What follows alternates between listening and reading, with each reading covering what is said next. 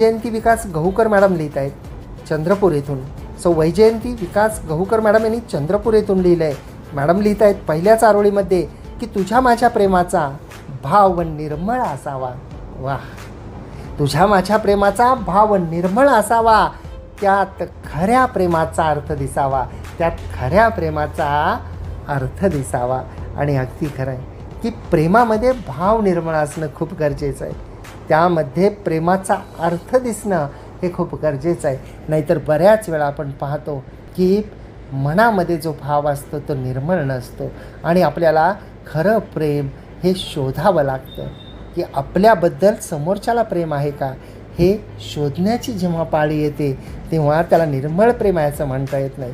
म्हणून प्रेमाचा निर्मळ भाव असणं किती महत्त्वाचं आहे या अनुषंगानेची ही सुंदर अशी चारोळी.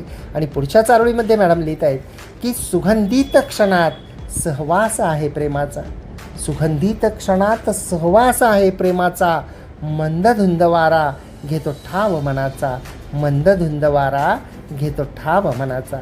वाह, तर सहवास, प्रेमाच्या सहवासामध्ये क्षण सुगंधित होतात याबद्दलचे अप्रतिम असे भाव या सुंदर अशा चारोळीमध्ये